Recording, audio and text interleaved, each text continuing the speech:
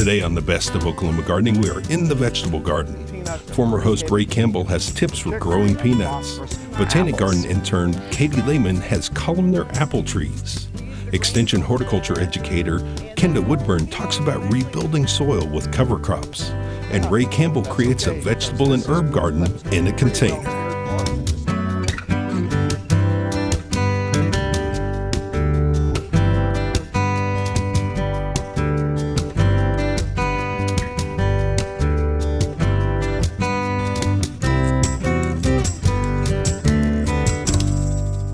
Oklahoma Gardening is a production of the Oklahoma Cooperative Extension Service as part of the land grant mission of the Division of Agricultural Sciences and Natural Resources at Oklahoma State University, dedicated to improving the quality of life of the citizens of Oklahoma through research-based information. Underwriting assistance is provided by TLC, Oklahoma's leading garden center, Southwood Landscape and Nursery, Tulsa's source for great gardens, and the Oklahoma Department of Agriculture, Food, and Forestry, helping to keep Oklahoma green and growing.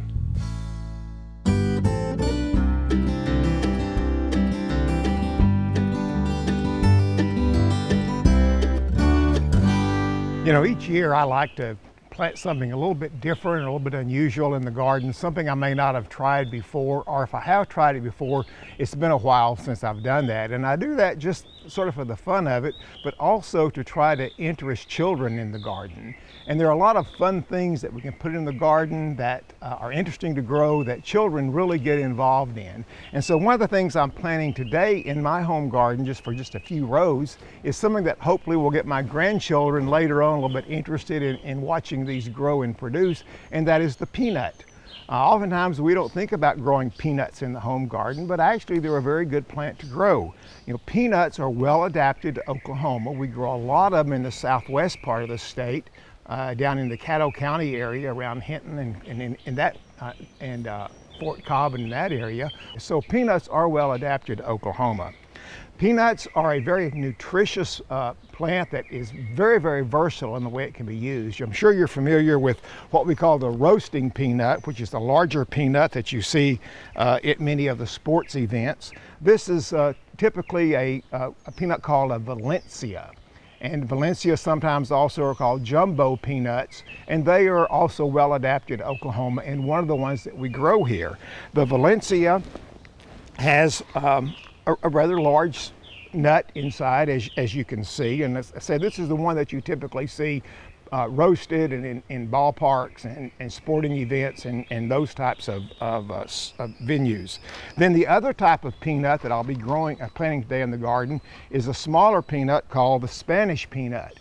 It's probably the most popular one grown in Oklahoma. It's a very versatile peanut. It's high in oil content, has a lot of flavor to it, and is the one you usually see in mixed nuts and in candies, and can also be roasted in the shell, much like the Valencia can.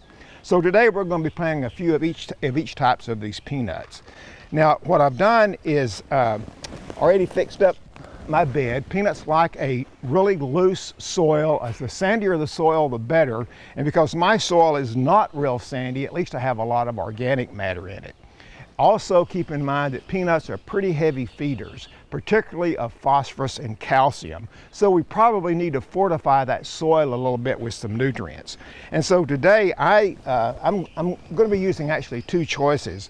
One thing we can do is put a heavy application of just 10-20-10 fertilizer, because it is high in phosphorus, it has some calcium in it, it's not very high in nitrogen, and peanuts really don't use a lot of nitrogen because they are a legume very similar to clover in appearance, and so we really can get by with a fairly low nitrogen soil. But I'm going to give a liberal application of the plants of some 10-20-10 fertilizer, or 12-12-12 would work. Kind of mix it into the soil really well, and get ready then to plant my peanuts as soon as I get this mixed in. Another choice that you might want to use, if you don't want to use the 10-20-10, is simply bone meal. Bone meal, of course, is also very high in phosphorus, provides some calcium, and would be an excellent choice to use in the row also for the production of peanuts in the garden. And so I'm also, in some other rows, I'll put just a liberal application of bone meal, same way I did the 10-20-10.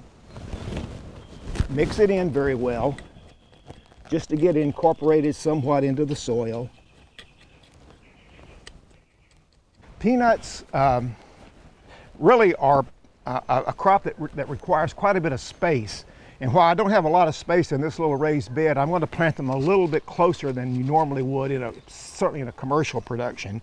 But I'm going to plant my peanuts about 2.5 inches deep, 1.5 to 2 inches deep, spaced about 8 inches apart.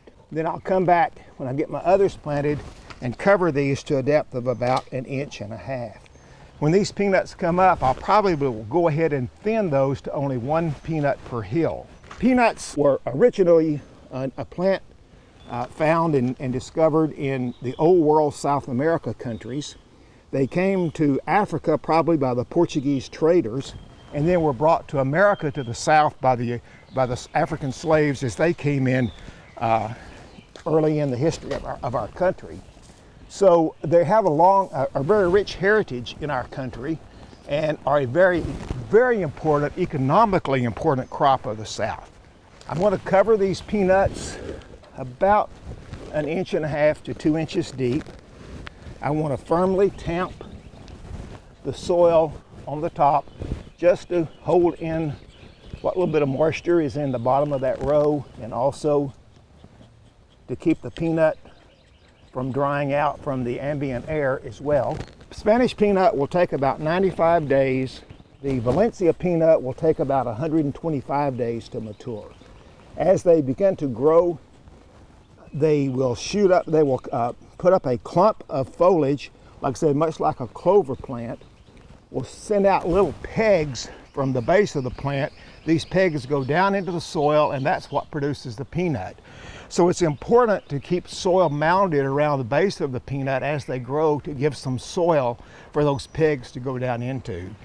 Then as we get into the fall, maybe late September or early October, we'll see these peanut plants begin to yellow. They will begin to die down, and we'll know the peanuts are ready to dig. Another thing about peanuts are that they are not very drought resistant. They do enjoy a lot of moisture. So unless we have sufficient rainfall throughout the season, you'll want to be sure and keep your peanut planting irrigated to give it a continual growth. Now, the last thing I want to do on my peanuts planting today is to give them a little bit of protection from some of my harvesting friends that really don't garden at my house. By that I mean some things like some squirrels. I live in an urban area with a lot of trees, and so I know from past experience when I planted peanuts that by tomorrow, or maybe within 2 days, there's going to be squirrels in here digging these peanuts out and eating them. And so I'm just going to put a loose floating row cover over the peanut bed. It will be loose enough to where it can float and have some space. The peanuts will have enough time to get up 2 or 3 inches tall before I take this row cover off. By that time, the nut will be completely gone from the soil, and the squirrels won't really bother it. So I'm gonna give it a lot of float here, very, very loose. And then after they get, like I said, 2 or 3 inches tall, I'll just come in and take that row cover off.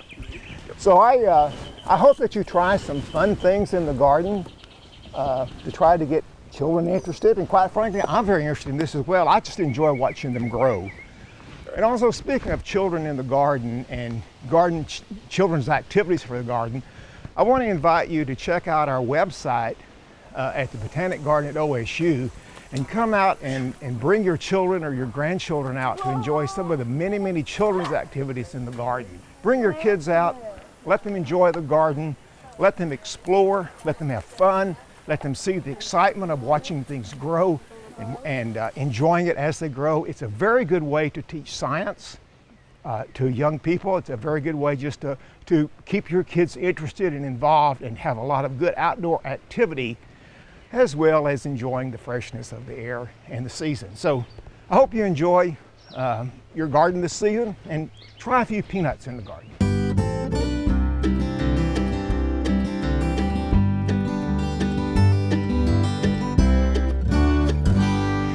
My name is Katie Layman, and I'm a student intern out here at the Botanic Garden at OSU, and I'm a horticultural science major here at OSU. And today I want to tell you a little bit about columnar apples. This is one of our columnar apples here in the sun perennials garden, and columnar apples are pretty amazing trees. They're much smaller and compact than a typical apple tree, and they can be grown in much smaller spaces like backyards or even in patios. The columnar apple has a main trunk, and it produces short limbs that with a little bit of pruning can be easily maintained into this nice column-like shape. They're also on dwarf fruit stalks or semi-dwarf fruit stalks, which means they stay much smaller than a typical apple tree. So where an apple tree might get over 12 feet, these stay between 8 and 10 feet and are generally between 2 and 3 feet wide. Now here at the gardens, we have 3 different types of columnar apple trees. We have the golden sentinel, which produces yellow fruit that are a lot like a golden delicious apple. And those ripen between late September and early October. We also have a scarlet sentinel apple, which produces yellow-green fruit that develop a red blush during the summer, and those ripen in late September. And then we have a North Pole apple, which produces juicy red Macintosh-like fruit that ripen in late August. Now, if you're going to grow these trees at your home, you need to have 2 different varieties. The main reason is that these apple trees don't self-pollinate very well, so you need 2 different ones to make sure that you get good fruit production on both trees. Also, if you have 2 different varieties, then you can have a longer harvest season because they ripen at different times. These can be planted in your backyard, and they do fairly well in Oklahoma soils. But they can also be planted in large containers like whiskey barrels and kept on a patio or even a balcony. They should produce fruit within 2 to 3 years of being planted, and in good years they can produce up to 25 pounds of apples per tree.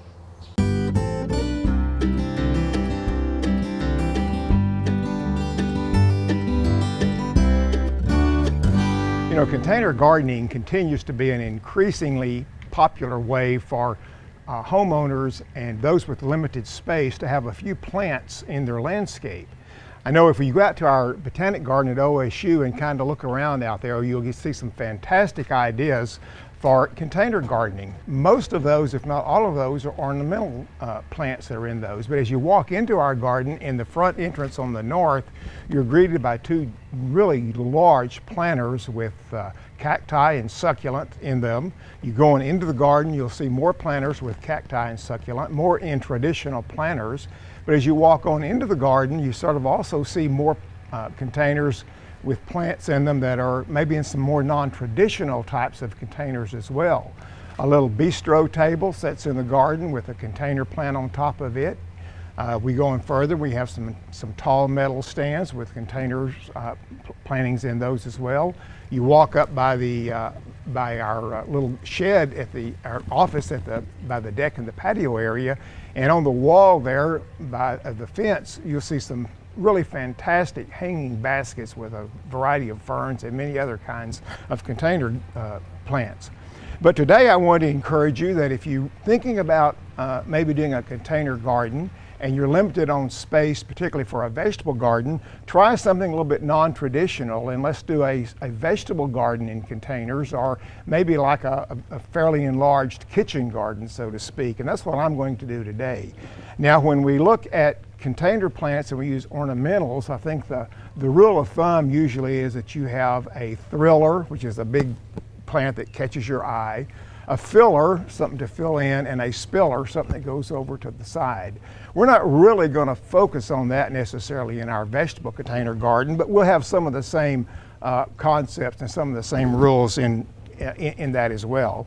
But the first thing we want to do is choose the container, of course, and I'm using a little non-traditional container, maybe from some types of container plants, and I think this is very fitting for what we're going to do. And you know, while this works well in a traditional pot of any kind, whether it's a clay pot or a plastic pot or whatever kind of pot, I kind of like this because it's just an old wash tub. Be sure though, whatever kind of container you use, that we have a hole for drainage in the bottom. And I really want to make that as a very important point in this particular little exercise we're going to do. So I have a nice container with a hole in the bottom. I'm going to go ahead and fill that about halfway up right now with this potting soil. This potting soil here is a little heavy and mainly is just made up of ground pine bark, some peat moss, and some vermiculite, and it's kind of heavy, but yet it works pretty well. I'm just going to put it in the bottom of the container here, and then I'm going to go with a lighter mix on the top. This is a mix of also peat moss, pine bark, perlite, and also has some slow release fertilizer in it. So we're going to get a little bit of nutrient benefits from using that. Of course, any potting mix that you buy at your local nursery or garden center or your garden supply stores is fine to use. I do like those that have a little bit of slow release fertilizer in them though, because it just kind of gives us a little bit of extra boost as far as the nutrients needs of the plants are concerned. And then it's just a matter of deciding what plants we're going to put in there. And I'm going to put a variety of plants in there, using plants that are dwarf types of plants that primarily are designed for this particular type of container. Today I have a new, fairly new variety of tomato. It's called Red Robin, and the Red Robin is a cherry tomato. It will produce all season long. I'm going to put it right here, it's pretty close to the center. I have another little tomato called the Patio. It's a standard sized fruit tomato. So we have both the little cherry tomato or the salad tomato as well as the slicer tomato in the Patio. And I'm going to start out with those in the center and then deciding what else I want to put in there. In keeping with the tradition of using some plants that can be used, throughout the cooking or the utilization in the house, I've got two cucumber plants here. These are Bush Champion.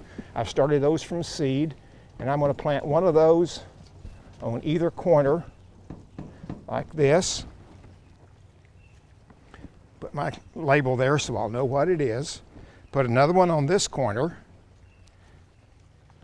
And these will give us a little bit of that spiller effect, because although they're bush cucumbers, they're going to make a little bit of a spilling or a trailing type. Now I'm going to fill in with herbs. I've got oregano. I've got a mixture of thyme and parsley in the same pot. Put one of those over here. I've got a basil, a little leaf basil that I'm also going to stick in. And then I've got my curly leaf purple basil, another nice little plant. It also gives some color in it. I've got two peppers that I want in there. Notice I'm really cramming these in, but still they're going to work well. I've got a jalapeno pepper I'm going to put in close to my tomato. I'm putting these in the center because they're going to get a little bit larger than the rest of the plants. And then I'm going to put in a sweet banana, another good addition to your culinary talents if that's what you want to use them for, but also a nice plant for the container. And then I've got my flat leaf parsley in with my thyme, but I really kind of like to have a curly leaf parsley as well. So I'm going to stick that one over here by the basil on this side. And then with just a little bit of space left, and I said it's going to be very crowded, but that's okay because that's going to be pretty well cared for since it's on your patio or just outside your kitchen window. I want to add a little bit of more color to it or something a little bit different, so I've picked up a couple of nasturtiums. Now the nasturtiums, of course, will not only give you some color, but they bloom, and this is a variegated leaf on the nasturtium, but also the good thing about it is the flower of the nasturtium is an edible flower. So certainly you could pick those off and use them in salads or as a garnish to your plate, or however you'd like to do that. So we have a really nice little container garden here, primarily of vegetables. Our tomatoes, our peppers, our bush champion cucumber, our herbs, and then just the nasturtiums for color. Although the mix does have a little bit of slow release fertilizer in it, I want to be sure that I'm giving adequate fertilizer with a minimal amount of care, so I'm going to put a couple of tablespoons of a slow release fertilizer just scattered over the top of my container. And actually, this should really be enough nutrients for these plants, or enough fertilizer for these plants, or food for these plants, for probably 2 or 3 months. So I'll water it in good. Then we can set it in a bright sunny location just outside the door on the patio or the deck, and voila, you've got a very nice little vegetable garden in a contained place that you can enjoy throughout the summertime with a minimum amount of care. Primarily, it's just keeping it watered and harvested. Hope you try this at home along with your other container plants.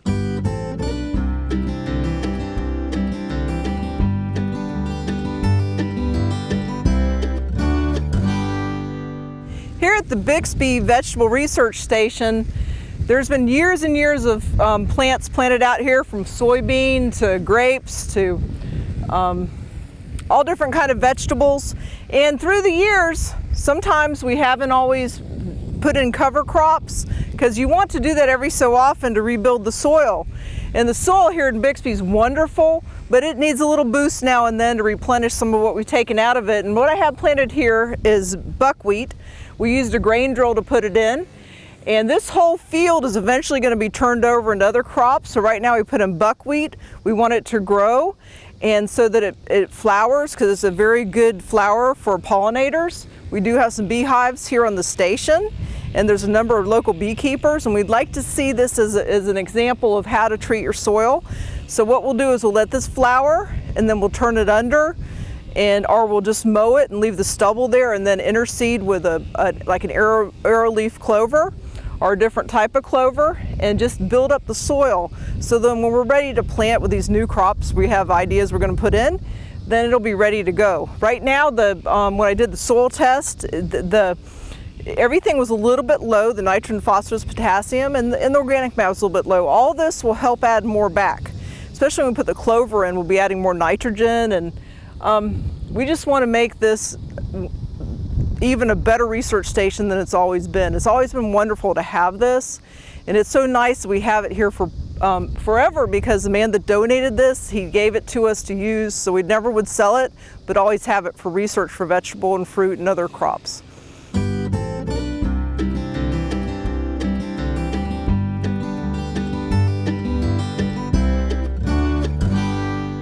Well, we've had a lot of questions and a lot of interest in the little container garden. I call it the expanded kitchen garden that I made in the patio several weeks ago on Oklahoma Gardening, and I just kind of wanted to give you a little update on that.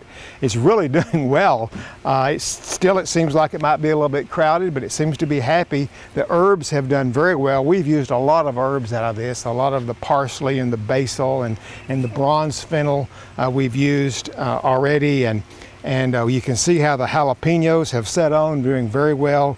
Banana pepper is beginning to produce now.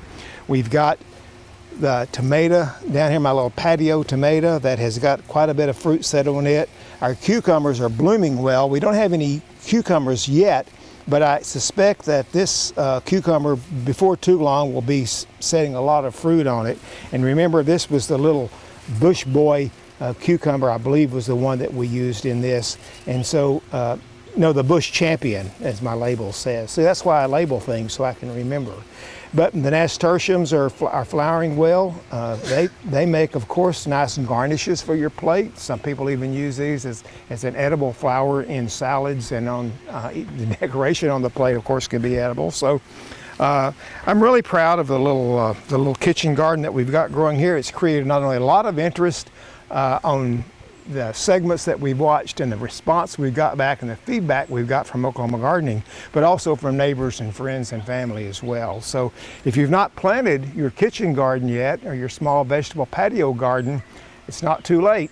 Remember, you can always pick this up and move it if you're going to another location, or pick it up and move it into a different part of the patio or the deck if it gets too hot where it is sitting at this present time. So I hope you try one of these if you've not tried one yet.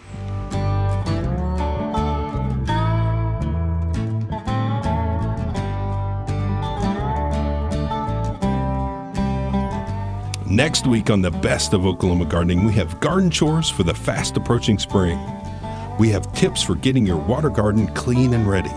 We have Ray's favorite gardener's helpers to get your beds in shape. We show how to have the early tomato bragging rights by preparing our planting site. And Barbara Brown has a beet salad for one. So join us then for more of the best TV you'll grow to love. To find out more information about show topics, as well as recipes, videos, articles, fact sheets, and other resources, including a directory of local extension offices, be sure and visit our website, oklahomagardening.okstate.edu. And we always have great information, answers to questions, photos, and gardening discussions on your favorite social media as well. Join in on Facebook, Twitter, and Instagram. You can find this entire show and other recent shows, as well as individual segments on our Oklahoma Gardening YouTube channel. And tune in to our OK Gardening Classics YouTube channel to watch segments from previous hosts.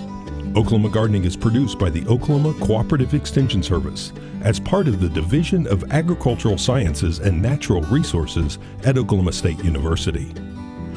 The Botanic Garden at OSU is home to our studio gardens, and we encourage you to come visit this beautiful Stillwater jewel. We wish to thank our generous underwriters, TLC Garden Centers, Southwood Landscape and Garden Center, and the Oklahoma Department of Agriculture, Food, and Forestry.